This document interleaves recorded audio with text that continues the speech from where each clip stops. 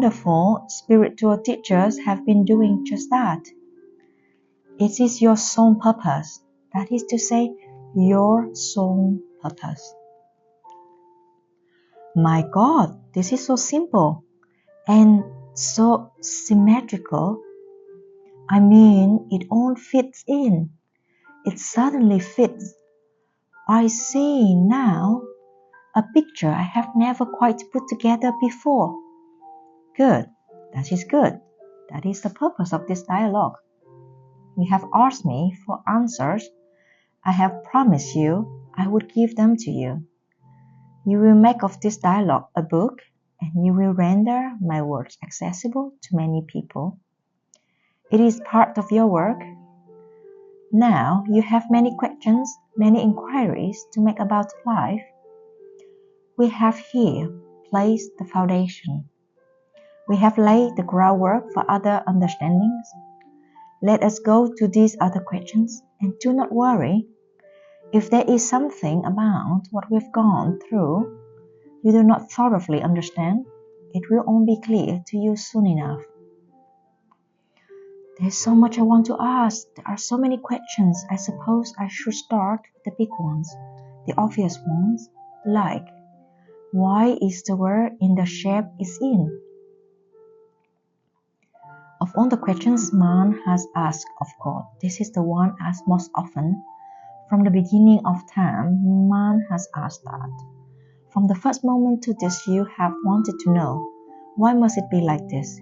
The classic posing of the question is usually something like, if God is all perfect and all loving, why would God create pestilence and famine, war and disease, earthquakes and tornadoes, and hurricanes, and all natural disasters, deep personal disappointment, and worldwide calamity? The answers to this question lies in the deeper mystery of the universe and the highest meaning of life. I do not show my goodness by creating only what you call perfection all around you. I do not demonstrate my love by not allowing you to demonstrate yours.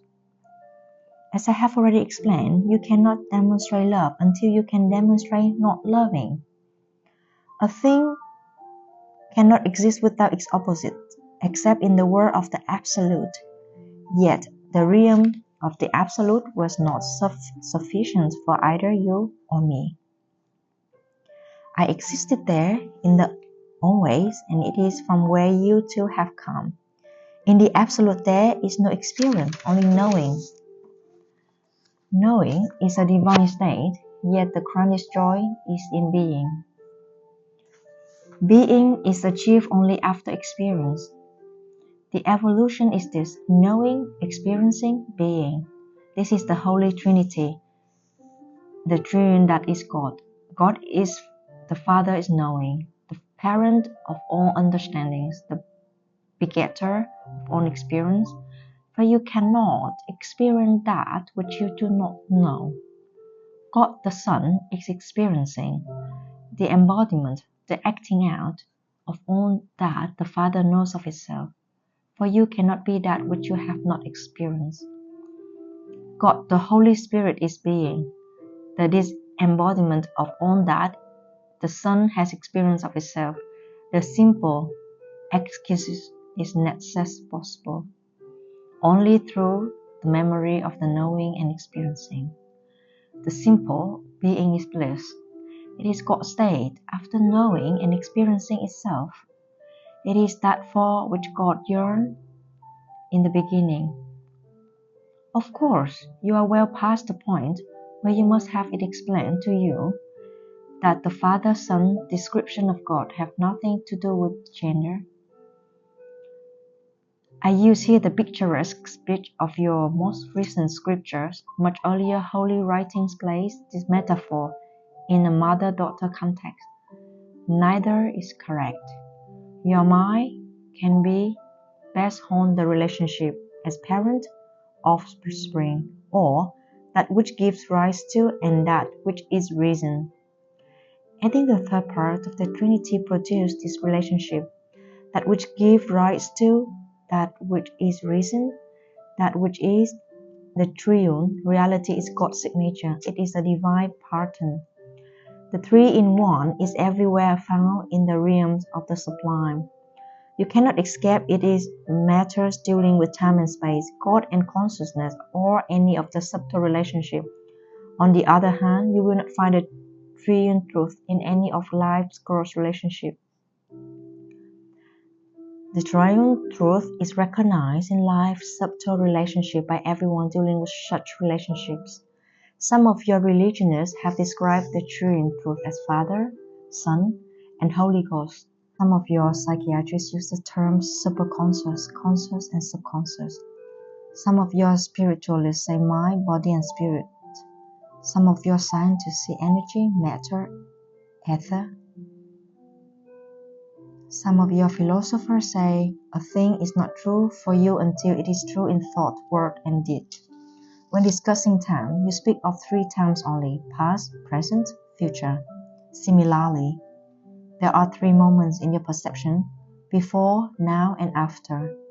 In terms of spatial relationship, whether considering the points in the universe or various points in your own room, you recognize here, there, and the space in the between. In matters of cross relationships, you recognize no in-between.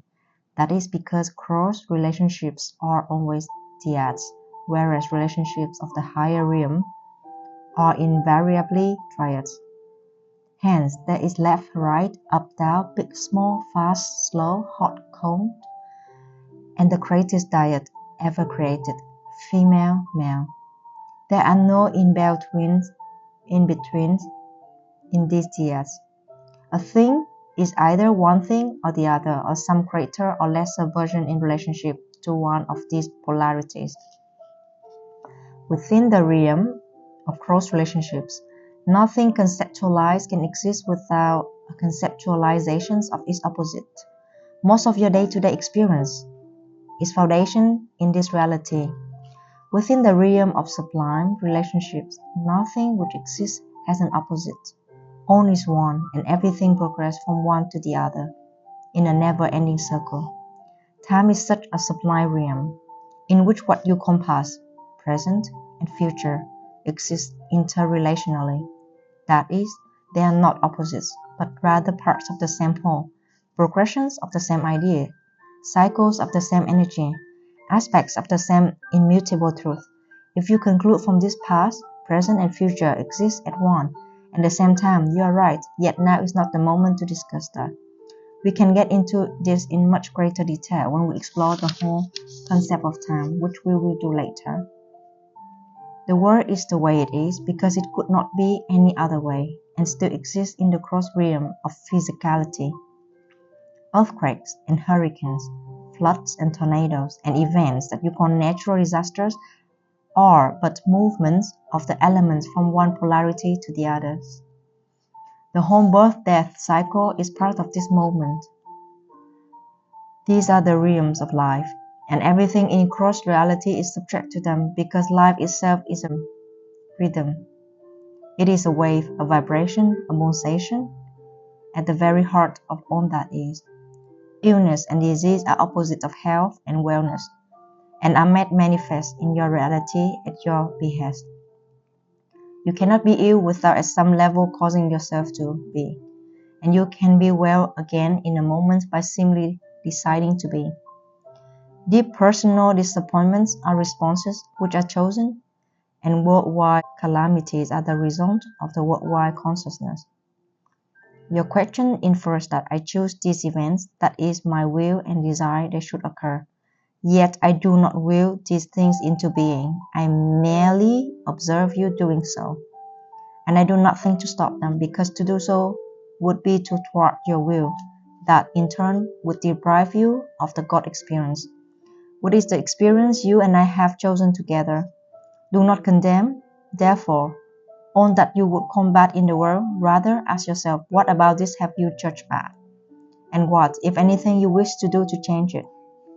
Inquire within, rather than without asking, what part of myself do I wish to experience now in the face of this calamity? What aspects of being do I choose to call forth? For all the life exists as a tool of your own creation, and all of its events merely present themselves as opportunities for you to decide and be who you are. This is true for every soul, and so you see there are no victims in the universe, only creators. The masters who have walked this planet all know this. This is why, no matter which master you might name, none imagine themselves to be victimized, though many were truly crucified. Each soul is a master, though some do not remember their origins or their heritage. Yet it creates the situation and the circumstance for its own highest purpose and its own quickest remembering in each moment called now. Judge not, then the karmic path walked by another. Envy not success, nor pity failure. For you know not what is success or failure in the soul's reckoning.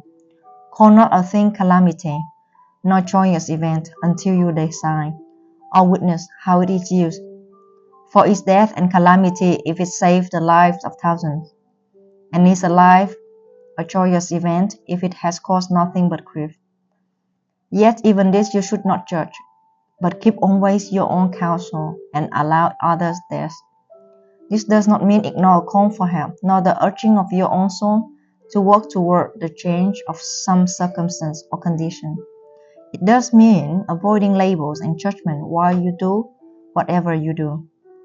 For each circumstance is a gift, and in each experience is hidden a treasure. There was a soul who knew itself to be the light. It was a new soul, and so anxious for experience. I am the light, it says. I am the light. Yet all the knowing of it and all the saying of it could not substitute for the experience of it. And in the realm from which his soul emerged, there was nothing but the light. Every soul was grand, every soul was magnificent, and every soul shone with the brilliance of my awesome light. And so the little soul in question was as a candle in the sun, the midst of the grandest light of which it was a part. It could not see itself, nor experience itself as who and what its reality is. Now it came to pass that the soul yearned and yearned to know itself. And so great was its yearning that I one day said, "Do you know, little one, what you must do to satisfy this yearning of yours?" "Oh, what, God, what? I'll do anything," the little soul says. "You must separate yourself from the rest of us," I answers, "and then you must call upon yourself the darkness." "What is the darkness? A holy one?" the little soul asks. "That which you are not," I reply, and the soul understood. And so this the soul did, removing itself from going even onto another realm. And in this realm, the soul had the power to call into its experience all sorts of darkness, and this it did. Yet in the midst of all the darkness did it cry out, "Father, Father, why hast thou forsaken me? Even as have you in your blackest time? Yet I have never forsaken you, but stand by you always, ready to remind you of who you really are, always ready to call you home. Therefore, be a light unto the darkness, and curse it not, and forget not who you are in the moment of your encirclement by that which you are not, but do you praise to the creation, even as you seek to change it, and know that what you do in the time of your greatest trial can be your greatest triumph. For the experience you create is a statement of who you are and who you want to be. I have told you this story, the parable of the little soul and the sun, so that you might better understand why the world is the way it is and how it can change in an instant the moment everyone remembers the divine truth of their highest reality. Now there are those who say that life is a school, that these things which you observe and experience in your life are for your learning. I have addressed this before, and I tell you again. You came into this life with nothing to learn. You have only to demonstrate what you already know. In the demonstration of it will you function it out and create yourself anew through your experience. Thus do you justify life and give it purpose. Thus do you render it holy. Are you saying that all the bad things that happen to us are things of our own choosing? Do you mean that even the worst calamities and disasters are, at some level, created by us so that we can experience the opposite of who we are? And if so, isn't there some less painful way, less painful to ourselves and others, to create opportunities for us to experience ourselves? You've asked several questions, and they are all good ones. Let's take them one at a time. No, not all the things which you combat, which happen to you, are of your own choosing. Not in the conscious sense, which you mean. They are all of your own creation. You are always in the process of creating, every moment, every minute, every day. How you can create, we go into later. For now, just take my word for it. You are a big creation machine and you are turning out a new manifestation literally as fast as you can think. Events, occurrences, happenings, conditions, circumstances, all are created out of consciousness. Individual consciousness is powerful enough. You can imagine what kind of creative energy is unleashed whenever two or more are gathered in my name. And mass consciousness, why, that is so powerful it can create events and circumstances of worldwide import and planetary consequences. It would not be accurate to say, not in the way you mean it, that you are choosing these consequences. You are not choosing them anymore, then I am choosing them, like me. You are observing them and deciding who you are with regard to them. Yet there are no victims in the world, and no villains, and neither are you a victim of these choices of others. At some level, you have all created that which you say you detest, and, having created it, you have chosen it. This is an advanced level of thinking, and it is one which all masters reach sooner or later, for it is only when they can accept responsibility for all of it, and that they can achieve the power to change part of it. So long as you entertain the notion that there is something or someone else out there doing it to you, you disempower yourself to do anything about it. Only when you say, I did this, can you find the power to change it. It is much easier to change what you are doing than to change what another is doing. The first step in changing anything is to know and accept that you have chosen it to be what it is. If you understanding that we are all one, seek then to create change not because a thing is wrong, but because it is no longer makes an accurate statement of who you are. There is only one reason to do anything, as a statement to the universe of who you are. Used in this way, life becomes self-creative. You use life to create yourself as who you are and who you've always wanted to be. There's only one reason to undo anything, because it is no longer a statement of who you want to be. It does not reflect you. It does not represent you. If you wish to be accurately represented, you must work to change anything in your life which does not fit into the pictures of you that you wish to project into eternity. In the largest sense, all the bad things that happen are of your choosing. The mistake is not in choosing them, but in calling them bad. For in calling them bad, you call yourself bad since you created them. This label you cannot accept. So rather than label yourself bad, you disown your own creations. It is this intellectual and spiritual dishonesty which lets you accept a world in which conditions are as they are. If you had to accept or even felt a deep inner sense of personal responsibility for the world, it would be a far different place. This would certainly be true if everyone felt responsible. That this is so patently obvious is what makes it so utterly painful and so poignantly ironic. The world's natural calamities and disasters, its tornadoes and hurricanes, volcanoes and floods, its physical turmoils, are not created by you specifically. What is created by you is the degree to which these events touch your life. Events occur in the universe. which no stretch of the imagination could claim you instigated or created. These events are created by the combined consciousness of man. All of the world, co-creating together, produces this experience.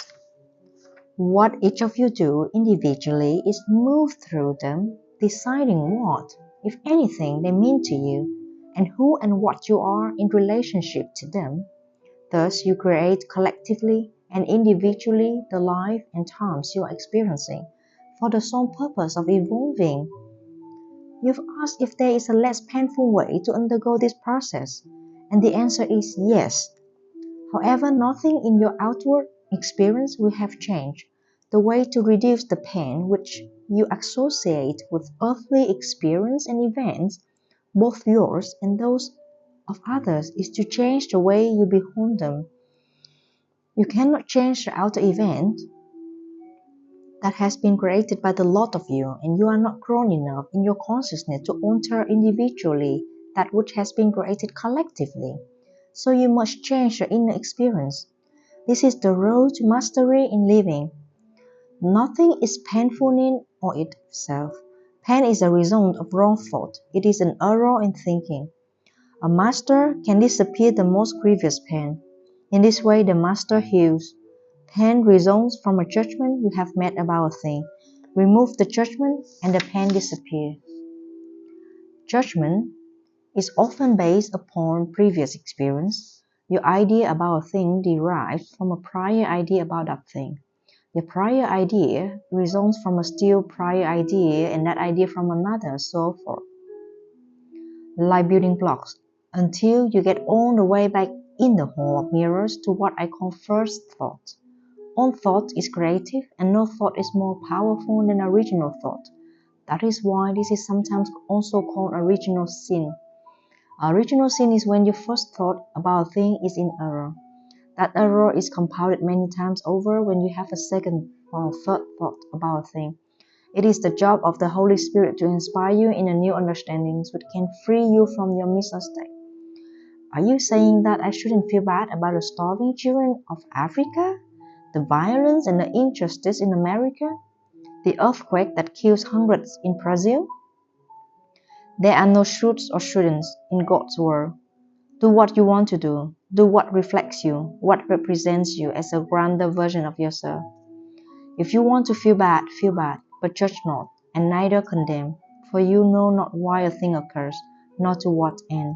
And remember you this, that which you condemn will condemn you, and that which you judge will one day become. Rather seek to change those things or support others who are changing those things, which are no longer reflect your highest sense of who you are. However, bless all, for all is the creation of God, through life living, and that is the highest creation. Could we just stop here for a moment and let me catch my breath? Did I hear you say that there is no should or should not in God's world? That is correct. How can that be? If there are none of your world there, where would they be? Indeed, where? I repeat the questions. Where else the world should and should not appear, if not in your world? In your imagination. But those who have taught me about the rights and wrongs, the do's and don'ts, the shoulds and shouldn't, told me all those rules were laid down by you, by God. Then those who taught you were wrong. I have never set down a right or wrong, a do or don't. To do so would be to strip you completely of your grandest gift, the opportunity to do as you please and experience the results of that, the chance to create yourself anew in the image and likeness of who you really are, the space to produce a reality of a higher and higher you, based on your grandest idea of what it is of which you are capable of. To say that something, a thought, a word, an action is wrong would be as much as to tell you not to do it. To tell you not to do it would be to prohibit you. To prohibit you would be to restrict you. To restrict you would be to deny the reality of who you really are, as well as the opportunity for you to create and experience that truth. There are those who say that I have given you free will, yet these same people claim that if you do not obey me, I will send you to hell. What kind of free will start? Does this not make a mockery of God, to say nothing of any sort of true relationship between us? Well, now we are getting into another area I wanted to discuss, and that's this whole business about heaven and hell. From what I'm gathering here, there is no such thing as hell. There is hell, but it is not what you think, and you do not experience it for the reasons you have been given. What is hell? It is the experience of the worst possible outcome of your choices, decisions, and creations. It is the natural consequence of any thought which denies me or says no to who you are in relationship to me. It is the pain you suffer through wrong thinking. Yet even the term wrong thinking is a misnomer, because there's no such thing as that which is wrong. Hell is the opposite of joy. It is unfulfillment. It is knowing who and what you are, and failing to experience that. It is being less. That is hell, and there is none greater for your soul.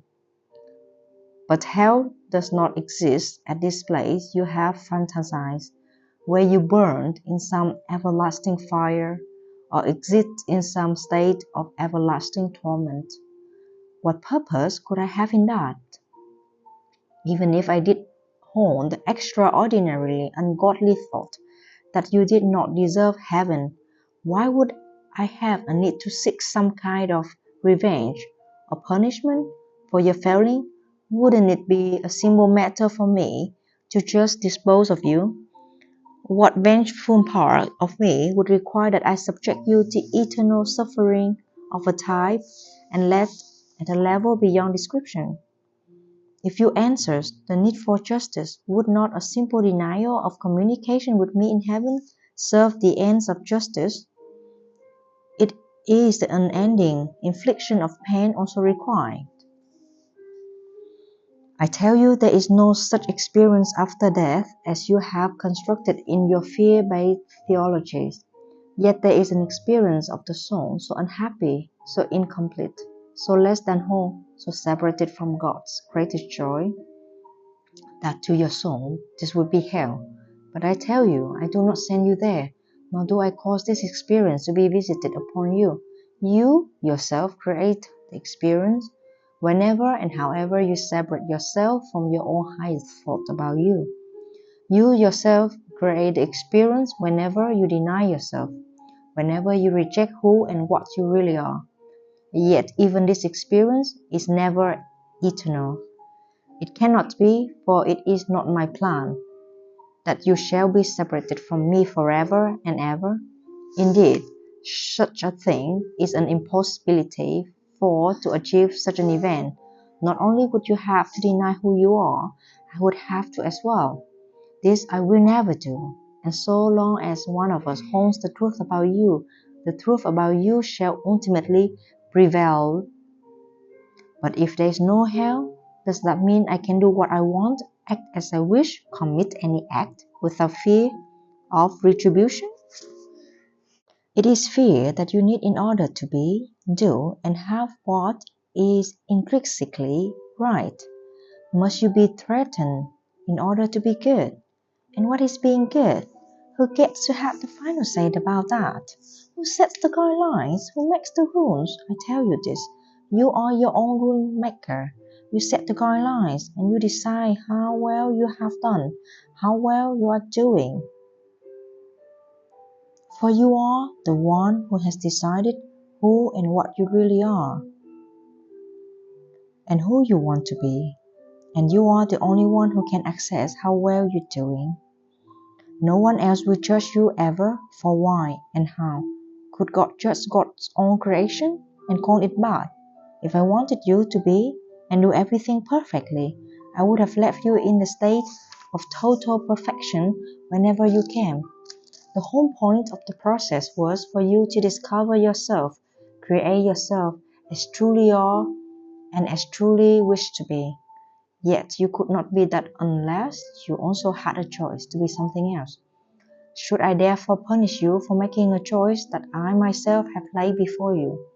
If I did not want you to become, make the second choice, why would I create other than the first?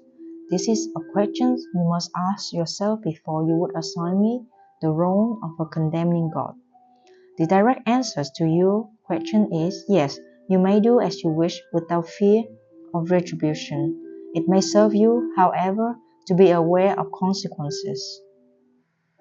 Consequences are results, natural outcomes. These are not all the same as retributions or punishments. Outcomes are simply that. They are what results from the natural application of natural laws. They are that which occurs quite predictably as a consequence of what has occurred. All physical life functions in accordance with natural laws. Once you remember these laws and apply them, you have mastered life at the physical level. What seems like punishment to you, or what you would call evil or bad luck, is nothing more than a natural law asserting itself. Then if I were to know these laws and obey them, I would never have a moment's trouble again. Is that what you're telling me? You would never experience yourself as being in what you call trouble. You would not understand any life situation to be a problem. You would not encounter any circumstance with trepidation. You would put an end to all worry, doubt, and fear. You would live as you fantasize Adam and Eve lived, not as disembodied spirits in the realm of the absolute, but as embodied spirits in the realm of the relative. Yet you will have all the freedom, all the joy, all the peace, and all the wisdom, understanding, and power of the spirit you are. You would be a fully realized being. This is the goal of your soul. This is its purpose, to fully realize itself while in the body, to become the embodiment of all that it really is. This is my plan for you. This is my ideal, that I should become realized through you. That thus concept is turned into experience, that I might know myself experientially. The laws of the universe are laws that I lay down. They are perfect laws, creating perfect function of the physical. Have you ever seen anything more perfect than a snowflake? Its intricacy, its design, its symmetry, its conformity to itself and originality from all else, all are a mystery. You wonder at the miracle of this awesome display of nature. Yet if I can do this with a single snowflake, what thing I can do have done with the universe? Were you to see the symmetry of it, the perfection of its design, from the largest body to the smallest particle, you would not be able to hold the truth of it in your reality. Even now, as you get glimpses of it, you cannot yet imagine or understand its implications. Yet you can know there are implications far more complex and far more extraordinary than your present comprehension can embrace. Your Shakespeare say it wonderfully. There are more things in heaven and earth, Horatio, than are dreamed of it in your philosophy. Then how can I know these laws? How can I learn them? It is not a question of learning, but of remembering. How can I remember them? Begin by being still. Quiet the outer world, so that the inner world might bring you sight. This insight is what you seek, yet you cannot have it while you are so deeply concerned with your outer reality. Seek, therefore, to go within as much as possible. And when you are not going within, come from within as you deal with the outside world. Remember this axiom. If you do not go within, you go without. Put it in the first person as you repeat it to make it more personal. If I do not go within, I go without. You have been going without all your life, yet you do not have to and never did. There's nothing you cannot be. There's nothing you cannot do. There is nothing you can't not have.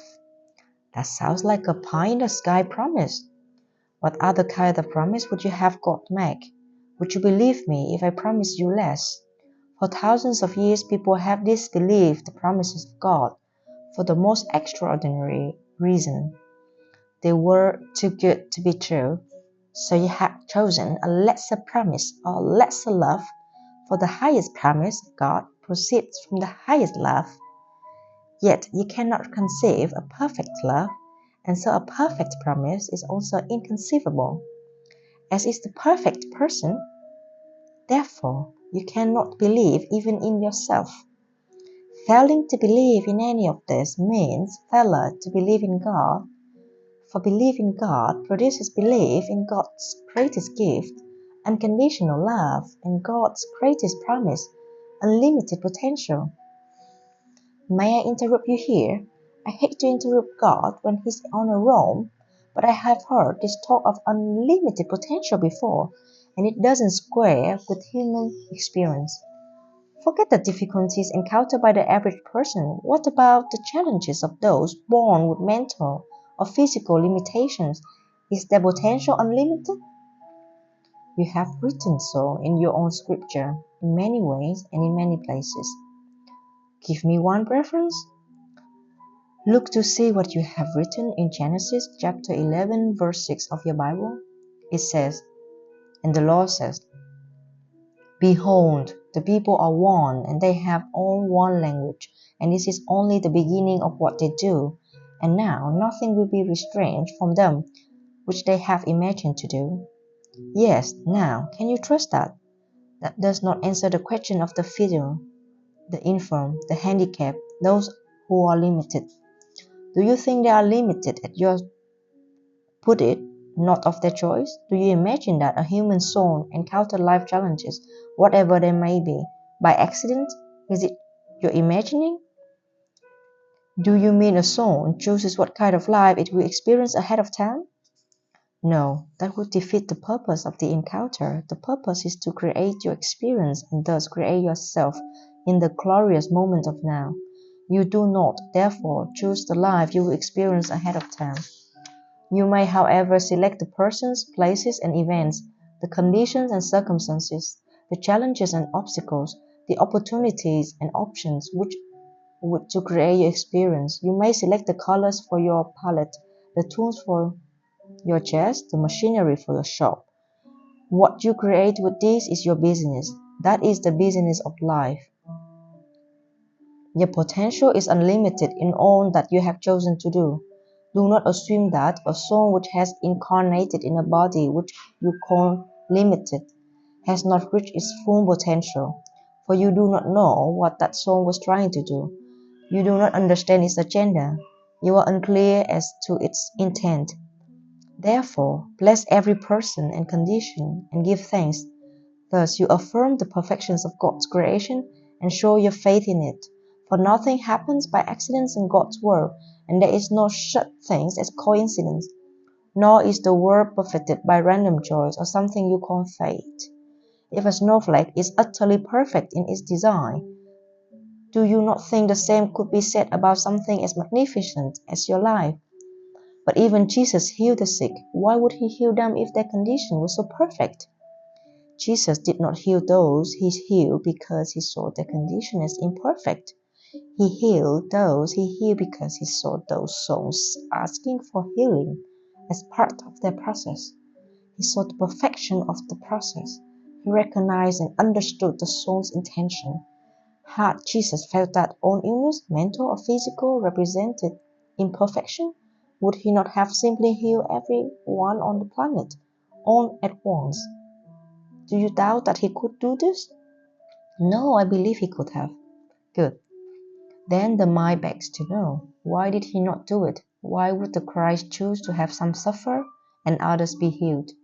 For that matters, why does God allow any suffering at any time? This question has been asked before, and the answer remains the same. There is perfection in the process, and all life arises out of choice. It is not appropriate to interfere with choice, nor to question it. It is particularly inappropriate to condemn it. What is appropriate to observe it, and then to do whatever might be done to assist the soul in seeking and making a higher choice. Be watchful, therefore, of the choices of others, but not judgmental. Know that their choice is perfect for them in this moment now, yet stand ready to assist them should the moment come when they seek a newer choice, a different choice, a higher choice. Move into communion with the souls of others, and their purpose, their intention will be clear to you. This is what Jesus did with those he healed, and with all those whose lives he touched. Jesus healed all those who came to him, or who sent others to him supplicating for them. He did not perform a random healing. To have done so would have been to violate the sacred law of the universe, allow each soul to walk his path. But does that mean he must not help anyone without being asked? Surely not, or we would never be able to help the starving children of India, or the Georgia masses of Africa, or the poor, or the downtrodden anywhere. On humanitarian effort would be lost, on charity forbidden. Must we wait for an individual to cry out to us in desperation, or for a nation of people to plead for help before we are allowed to do what is obviously right? You see, the question answers itself. If a thing is obviously right, do it, but remember to exercise extreme judgment regarding what you call right and wrong. A thing is only right or wrong because you say it. A thing is not right or wrong intrinsically. It isn't. Rightness or wrongness is not an intrinsic condition. It is a subjective judgment in a personal value system. By your subjective judgment, do you create yourself? By your personal values, do you determine and demonstrate who you are? The world exists exactly as it is so that you may make these judgments. If the world existed in perfect condition, your life process of self-creation would be terminated. It would end. A lawyer's career would end tomorrow were there no more litigations. A doctor's career would end tomorrow were there no more illness. A philosopher's career would end tomorrow were there no more questions. And God's career would end tomorrow were there no more problems? Precisely. You have put it perfectly. We, all of us, would be through creating were there nothing more to create. We, all of us, have a vested interest in keeping the game going. Much as we all say we would like to solve all the problems, we dare not solve all the problems, or there will be nothing left for us to do. Your industrial military complex understands this very well. That is why it opposes mightily an attempt to install a war no more government anymore. Your medical establishment understands this too. That is why it staunchly opposes it has to go for its own survival. Any new miracle drug or cure, to say nothing of the possibility of miracles themselves. Your religious community also holds this clarity. That is why it attacks uniformly any definition of God, which does not include fear, judgment, and retribution, and any definition of self, which does not include their own idea of the only path to God. If I say to you, you are God, where does that leave religion? If I say to you, you are healed, where does that leave science, your medicine? If I say to you, you shall live in peace, where does that leave the peacemakers? If I say to you, the world is fixed, where does that leave the world? What now of blunders? The world is filled with essentially two kinds of people, those who give you things you want and those who fix things. In a sense, even those who simply give you things you want, the butcher, the bakers, the candlestick makers, are also fixers. For to have a desire for something is often to have a need for it. That is why addicts are said to need a fix. Be careful, therefore, that desire not become addiction. Are you saying the world will always have problems? Are you saying that you actually want it that way? I am saying that the world exists the way it exists, just as a snowflake exists the way it exists, quite by design. You have created it that way, just as you have created your life exactly as it is. I want what you want. The day you really want an end to hunger, there will be no more hunger. I have given you all the resources with which to do that. You have all the tools with which to make that choice. You have not met it, not because you cannot make it. The world could end world hunger tomorrow. You choose not to make it. You claim that there are good reasons for that 40,000 people a day must die of hunger. There are no good reasons. Yet at a time when you say you can do nothing to stop 40,000 people a day from dying of hunger, you bring 50,000 people a day into your world to begin a new life. And this you call love. This you call God's plan. It is a plan which totally lacks of logic or reason, to say nothing of compassion. I am showing you, in stark terms, that the world exists the way it exists because you have chosen for it to. You are systematically destroying your own environment, then pointing to so-called natural disasters as evidence of God's cruel hoax or nature's harsh ways. You have played the hoax on yourself, and it is your ways which are cruel. Nothing is more gentle than nature, and nothing has been more cruel to nature than man. Yet you step aside from all involvement in this, deny all responsibility. It is not your fault, you say, and in this you are right. It is not a question of fault, it is a matter of choice. You can choose to end the destruction of your rainforest tomorrow. You can choose to stop depleting the protective layer hovering over your planet. You can choose to discontinue the ongoing onslaught of your Earth's ingenious ecosystem. You can seek to put the snowflake back together, or at least to halt its inexorable melting. But will you do it? You can similarly hand onward tomorrow, simply, easily. All it takes, all it has ever taken, is for all of you to agree. Yet, if you cannot all agree on something as basically simple as ending the killing of each other, how can you call upon the heavens, shaking fists, to put your life in order? I will do nothing for you that you will not do for yourself. That is the law and the prophets. The world is in the condition in it because of you and the choice you have made or failed to make. Not to decide is to decide. The earth is in the shape it's in because of you and the choices you have made or failed to make. Your own life is the way it is because of you and the choices you have made or failed to make. But I did not choose to get hit by that truck. I did not choose to get mugged by that robber or raped by that maniac. People could say that. There are people in the world who could say that.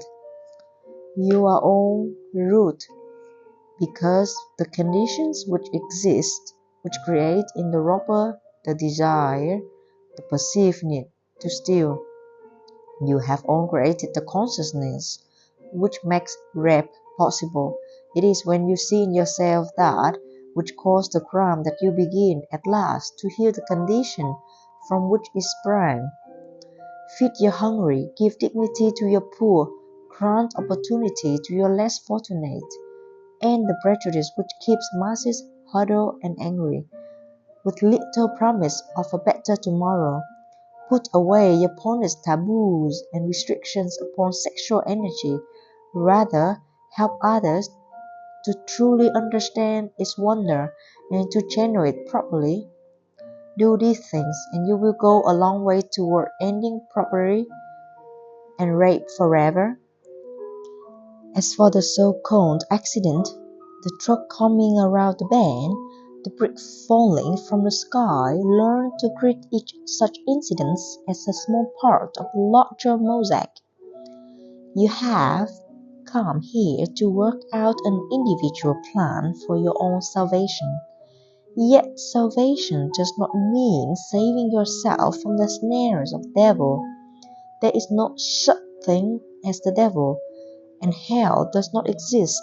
You are saving yourself from the oblivion of non-realization. You cannot lose in this battle. You cannot fail. Thus, it is not a battle at all, but simply a process. Yet, if you do not know this, you will see it as a constant struggle. You may even believe in the struggle long enough to create a whole religion around it. This religion will teach that struggle is the point of it all. This is a false teaching. It is not struggling that the process proceeds. It is in surrendering that the victory is won. Accidents happen because they do. Certain elements of the life process have come together in a particular way at a particular time with particular reasons which you choose to call unfortunate for your own particular reasons. Yet they may not be unfortunate at all, given the agenda of your soul. I tell you this, there is no coincidence and nothing happens by accident. Each event and adventure is called to yourself by yourself in order that you might create and experience who you really are. Own true master know this. This is why mystic masters remain unperturbed in the face of the worst experience of life, as you would define them. The greatest teacher of your Christian religion understand this. They know that Jesus was not perturbed by the crucifixions, but expected it. He could have walked away, but he did not. He could have stopped the process at any point. He had the power, yet he did not. He allowed himself to be crucified in order that he might stand as man's eternal salvation. Look, he said, at what I can do. Look at what is true, and know that these things and more shall you also do. For have I not said, Ye are gods, yet you do not believe? If you cannot, then believe in yourself, believe in me. Such was Jesus' compassion that he begged for a way and created it, to so impact the world that all might come to heaven. Self-realization, if in no other way than through him, for he defeated misery and death, and so might you. The grandest teaching of Christ was not that you shall have everlasting life, but that you do, not that you shall have brotherhood in God, but that you do, not that you shall have whatever you request, but that you do. All that is required to know this, for you are the creator of your reality, and life can show up no other way for you than that way in which you think it will. You think it into being. This is the first step in creation. God the Father is thought. Your thought is the parent which gives birth to all things. This is one of the laws we are to remember. Yes, can you tell me others? I have told you others. I have told you them all, since the beginning of time. Over and over have I told you them. Teacher, have I sent you. You do not have to listen to my teachers. You kill them. But why? Why do we kill the holiest among us? We kill them or dishonor them, which is the same thing. Why? Because they stand against every thought you have that would deny me. And deny me you must if you are to deny yourself. Why would I want to deny you or me? Because you are afraid, and because my promises are too good to be true, because you cannot accept the grandest truth, and so you must reduce yourself to a spirituality which teaches fear and dependence and intolerance rather than love and power and acceptance. You are filled with fear, and your biggest fear is that my biggest promise might be life's biggest lie. And so you create the biggest fantasy you can do to defend yourself against this. You claim that any promise which gives you the power and guarantees you the love of God must be the false promise of the devil. God would never make such a promise. You tell yourself only the devil would, to tempt you into denying God's true identity as the fearsome, judgmental, jealous, vengeful, and punishing entity of entities. Even though this description better fits the definition of a devil, if there were one, you have assigned the devilish characteristics to God in order to convince yourself not to accept the God-like promises of your Creator or the God-like qualities of the self. Such is the power of fear. I am trying to let go of my fear. Will you tell me again more of the laws? The first law is that you can be, do, and have whatever you can imagine. The second law is that you attract what you fear. Why is that? Emotion is the power which attracts. That which you feel strongly, you experience. An animal, which you consider a lower form of life, even though animals act with more integrity and greater consistency than humans, knows immediately if you are afraid of it. Plants, which you consider an even lower form of life, respond to people who love them far better than to those who couldn't care less. None of this is by coincidence. There's no coincidence in the universe, only a grand design, an incredible snowflake. Emotion is energy in motion. When you move energy, you create effect. If you move enough energy, you create matter.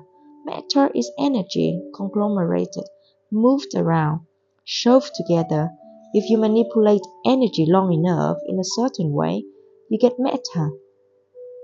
Every master understands this law. It is the alchemy of the universe. It is the secret of all life. Thought is pure energy. Every thought you have, ever had, and ever will have is creative. The energy of your thought never ever dies, ever.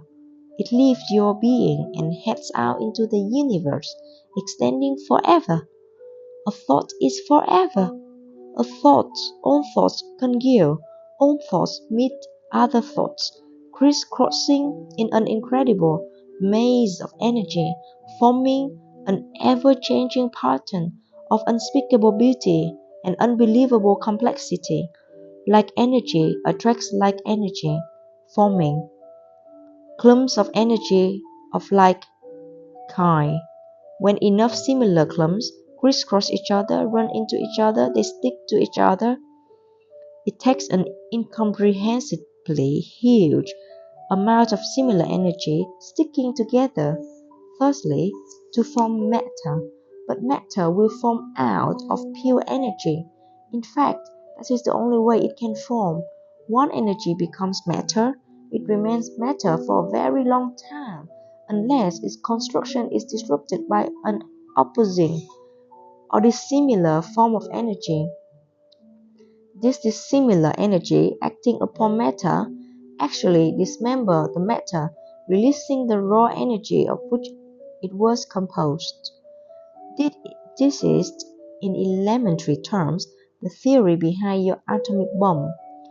Einstein came closer than any other human before or since to discovering, explaining, and functionalizing the creative secret of the universe. You should know better understand how people of like mind can work together to create a favored reality. The phrase, whenever two or more are gathered in my name, becomes much more meaningful.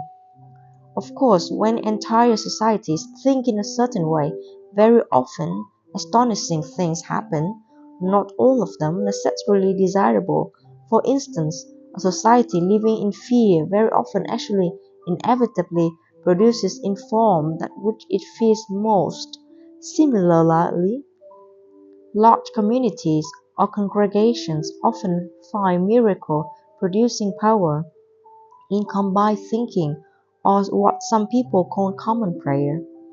And it must be made clear that even individuals, if their thought, prayer, hope, wish, dream, fear is amazingly strong, can, in and of themselves, produce such results. Jesus did this regularly. He understood how to manipulate energy and matter, how to rearrange it, how to redistribute it, how to utterly control it. Many masters have known this. Many know it now. You can know it right now. This is the knowledge of good and evil of which Adam and Eve partook. Until they understood this, there could be no life as you know it. Adam and Eve, the mythical names you have given to represent first man and first woman, were the father and mother of human experience. What has been described as the fall of Adam was actually his upliftment, the greatest single event in the history of humankind. For without it, the world of relativity would not exist. The act of Adam and Eve was not original sin, but in truth, first blessing. You should thank them from the bottom of your hearts for being the first to make a wrong choice. Adam and Eve produced the possibility of making any choice at all. In your mythology, you have made Eve the bad one here, the temptress who ate the fruit, the knowledge of good and evil, and coldly invited Adam to join her. This mythological setup has allowed you to make woman's man's downfall ever sin, resulting in all manner of warped realities, not to mention distorted sexual views and confusion. How can you feel so good about something so bad?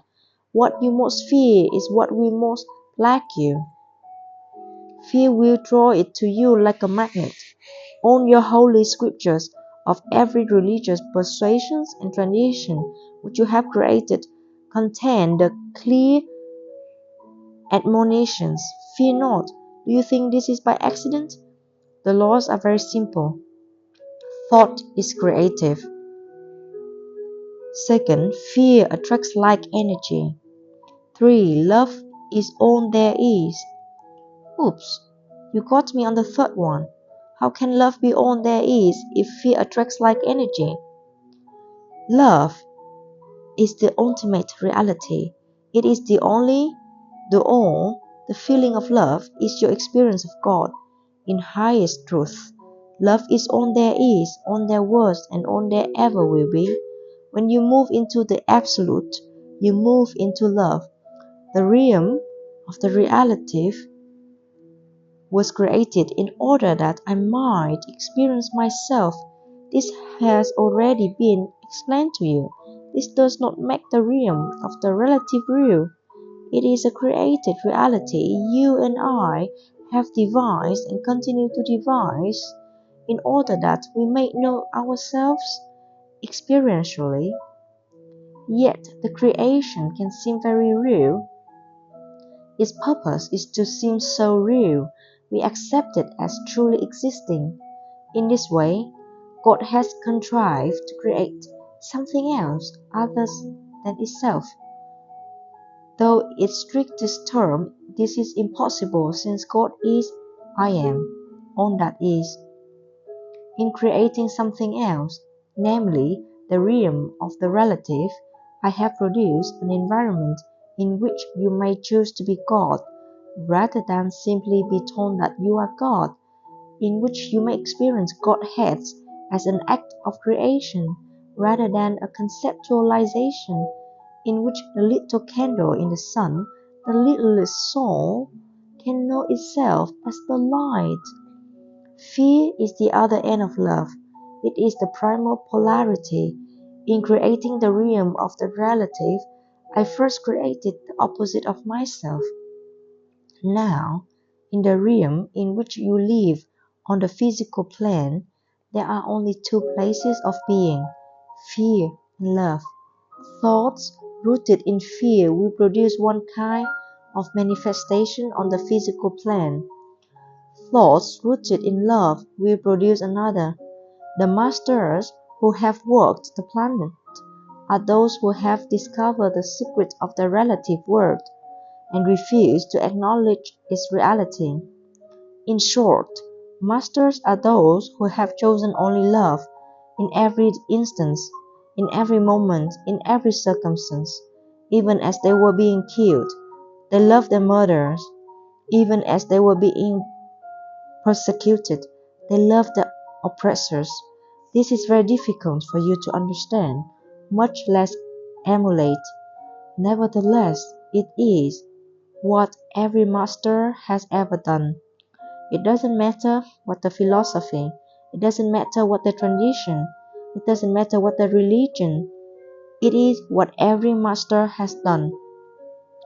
This example and these lessons has been laid out so clearly for you. Time and time again, over and over has it been shown to you, through all the ages and in every place, through all your lifetimes and in every moment. The universe has used every contrivance to place this truth before you. In song and story, in poetry and dance, in words and in motion, in pictures of motion, which you call motion pictures, and in collections of words, which you call books. From the highest mountains it has been shouted, in the lowest place its whisper has been heard. Through the corridors of all human experience has this truth been echoed. Love is the answer. Yet you have not listened. Now come you to this book, asking God again what God has told you countless times, in countless ways. Yet I will tell you again. Here, in the context of this book, will you listen now? Will you truly hear? What do you think this brought you to this material? How does it come to pass that you are holding it in your hands? Do you think I know not what I am doing? There are no coincidences in the universe. I have heard the crying of your heart. I have seen the searching of your soul. I know how deeply you have desired the truth. In pain have you called out for it, and in joy unendingly have you beseeched me. Show myself, explain myself, reveal myself. I am doing so here, in terms of so plain, you cannot misunderstand, in language so simple, you cannot be confused, in vocabulary so common, you cannot get lost in the verbiage. So go ahead now. Ask me anything, anything. I will contrive to bring you the answers. The whole universe will I use to do this. So be on the lookout.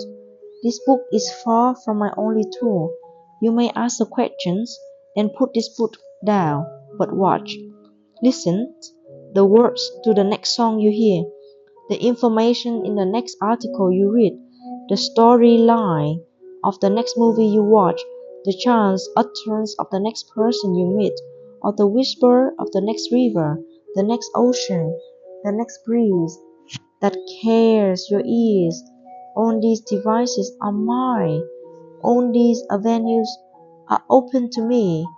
I will speak to you if you will listen. I will come to you if you will invite me. I will show you then that I have always been there. Always.